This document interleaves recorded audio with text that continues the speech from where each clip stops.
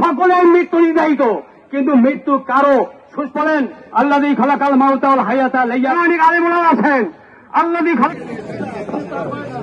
উপস্থিত এলাকাবাসী, পটুয়াখালী কালকে রাতে আমরা যখন শুনতে পেলাম লাবিয়া আজকে আমাদের মাঝে নেই, আমরা শোনার আগেই আমার নেতা সবার আগে শুনেছে। সে বাংলাদেশের আমার মনে হয় না 6 ঘন্টা ঘুমায় সে কোনদিন। সে শুনে তাৎক্ষণিক ব্যবস্থা নিয়েছে। আমাদের প্রাণপ্রিয় নেতা, সংগ্রামী নেতা, কারাবরণকারী নেতা, যার নির্দেশে আমরা বাংলাদেশে আন্দোলন গড়ে তুলেছিলাম।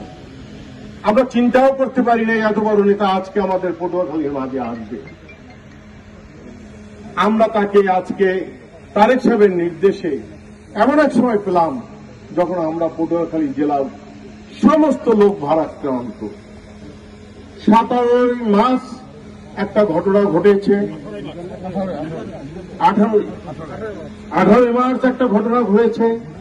তারপরে আমাদের চেয়ারম্যান সেখানে নিজে কথা বলেছেন, আমাদের নেতৃবৃন্দ কথা বলেছেন, কেন্দ্র থেকে মামুন এসে কথা বলেছেন। আমরা এই পরিবারের পাশে, বিএনপির সমস্ত লোক যে যেরকম পেরেছে এই পরিবারের পাশে দাঁড়িয়েছে এবং তার সামনে রেখে বেশিক্ষণ কথা বলা উচিত নয়। তবু একটি কথা না বললেই না, সবাই সামনে প্রতিবাদ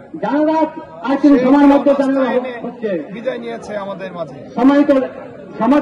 কিন্তু আমাদের চোখে আঙ্গুল দিয়ে বুঝিয়ে গেছে যে আইনের শাসন বা বিচার যদি না পাই প্রত্যেকটি লামিয়া এভাবে হয়তো চলে যাবে।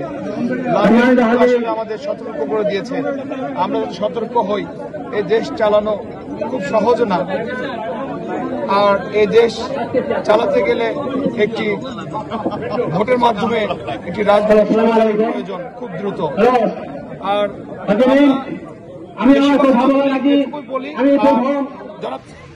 বিএনপির ভারপ্রাপ্ত চেয়ারম্যান জনাব তারেক রহমানের নির্দেশে জানাজায় অংশগ্রহণ করার জন্য এই বাংলাদেশ ইউনিয়নের অনুকরণে গ্রামে চলে এসেছেন।